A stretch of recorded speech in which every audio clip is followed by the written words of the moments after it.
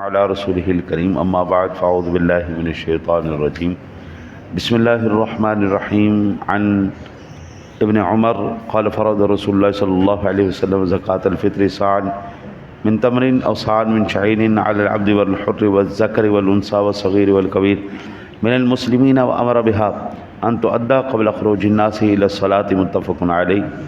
حضرت امام بخاری نے، امام مسلم نے حضرت ابن عمر رضی اللہ تعالی عنہ سے روایت کی کہ وہ فرماتے ہیں میرے آقا جی علیہ الصلوۃ والسلام نے ارشاد فرمایا، صدقہ فطر ایک سا چھہارے یا ایک سا جو ہر غلام آزاد، مرد عورت، چھوٹے بچے بڑے پر یہ فرض ہے۔ آپ نے مقرر فرمایا اور حکم دیا کہ لوگوں کے عیدگاہ جانے سے پہلے ادا کر دیا جائے۔ صدقہ فطر ادا کرنا نبی اکرم صلی اللہ علیہ وسلم کا حکم مبارک ہے، اور ہم کن کن چیزوں سے صدقہ فطر ادا کر سکتے ہیں۔ ایک عام روٹین میں ہمیں صرف گندم کا کہا جاتا ہے، لیکن رسول اکرم صلی اللہ علیہ وسلم نے حکم کس کا دیا، اور آپ جناب کے صحابہ کس چیز سے صدقہ فطر دیا کرتے تھے۔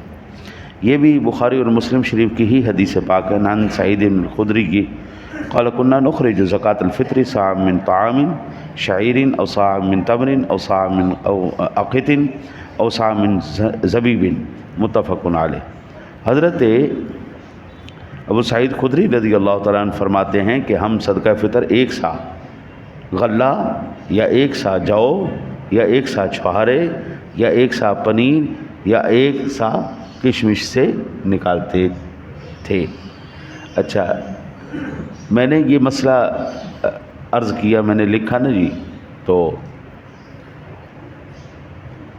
سوشل میڈیا پہ ڈالا، لوگ اعتراض کرنے لگ گئے۔ ایک خاص کر ساتھی نے اعتراض کیا کہ مولوی جو ہے وہ اپنی طرف سے ہی چیزیں بڑھا لیتے ہیں، صرف گندم کا صدقہ ہوتا ہے اور کسی چیز کا صدقہ ہوتا ہی نہیں، صدقہ فطر ہے نہیں، یہ انہوں نے صرف اپنی سہولت کے لیے اور اپنا۔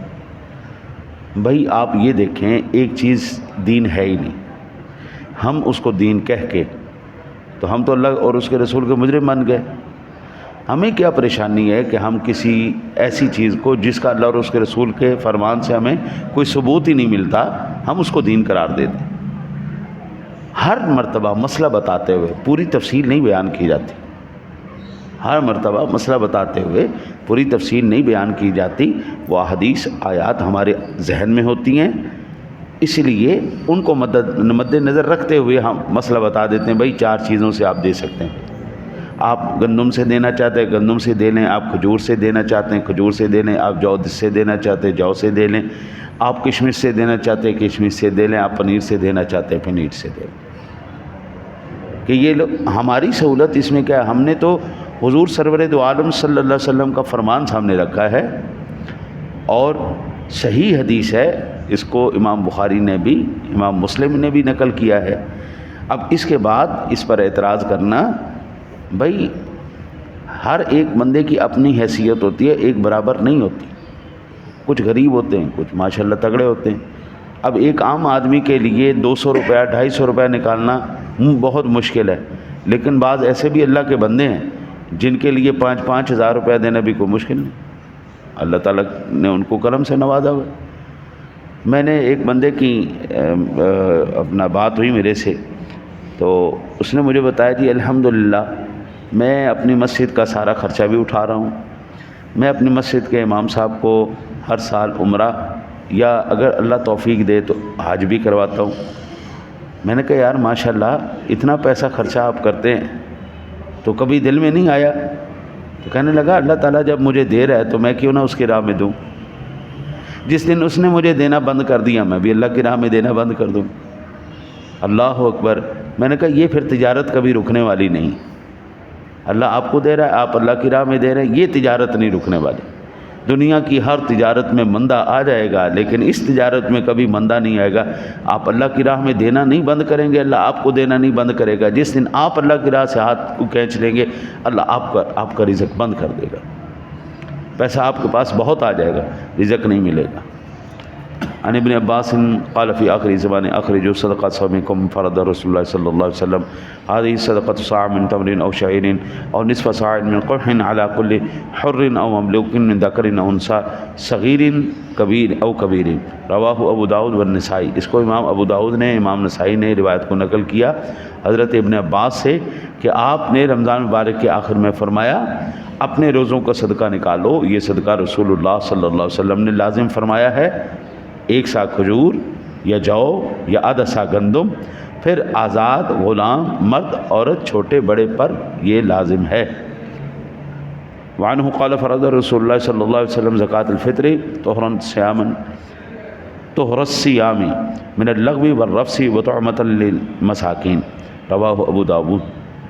حضرت امام ابو داود نے روایت کیا انہی سے، وہ فرماتے ہیں کہ رسول اللہ صلی اللہ علیہ وسلم نے صدقہ فطر لازم فرمایا روزوں کو بے ہدگی اور فحش سے پاک کرنے اور مسکینوں کو کھانا دینے کے لیے. یہ اب اس حدیث پاک میں، ابو داؤد شریف کی حدیث پاک میں اس کی حکمت بیان کر دی، یہ ہم پر فرض کیوں ہوا. روزے کی حالت میں اکثر بندے کو بھوک لگی ہوتی ہے، اور بیمار آدمی یا تھوڑا سا جو زیادہ جس کو بھوک لگتی ہے یعنی زیادہ کھانے والا آدمی اس چڑچڑا ہو جاتا ہے، غصہ تک اس کی طبیعت کے اندر آ جاتا ہے. تو کسی کے اوپر ایویں بے جا غصہ کرنا یہ بھی غلط ہے. پھر جب بندہ غصہ کرتا ہے آگے چھوٹا ہے تو گالی بھی نکلتی ہے، گالی بھی نکلتی ہے، غیبت بھی نکلتی ہے، جھوٹ بھی نکلتا ہے، بہت بہت کچھ غصے کے عالم میں ہو جاتا ہے. اکثر طلاقیں بھی غصے کے عالم میں ہو جاتی. تو یہ جتنا بھی روحانیت گئی ہے، روزے کی روحانیت، روزہ اس چیز کا نام نہیں ہے کہ صرف زبان بند کر لی کھانے پینے سے، منہ بند کرنے نہیں. روزے کا مطلب ہے جھوٹ نہیں بولنا، غیبت نہیں کرنی، چغلی نہیں کرنی، حسد نہیں کرنا، بدگمانی نہیں کرنی، لڑائی نہیں کرنی، یعنی کسی کا حق نہیں کھانا. یہ مطلب ہے روزے کا. اچھا، ان میں سے جو ہم سے کوتاہیاں ہو گئیں، اللہ چاہتا ہے کہ وہ کوتاہیاں دور ہو کے ہمارے روزے روحانی ہو جائیں، نورانی ہو جائیں، اللہ تعالیٰ اپنی بارگاہ میں قبول فرما لے. اللہ تعالیٰ کبھی ڈیفالٹڈ چیز اپنی بارگاہ میں قبول نہیں کرتا. عبادات میں بھی یہی، اللہ ڈیفالٹڈ عبادات یعنی ناقص عبادات اللہ قبول نہیں کرتا جب تک ٹوٹلی پیور نہ ہو. تو روزہ ہمارا پیور کیسے ہوگا؟ فطرہ ادا کرنے سے. اللہ سے دعا ہے اللہ آپ کو مجھے عمل کرنے کی توفیق عطا فرمائے.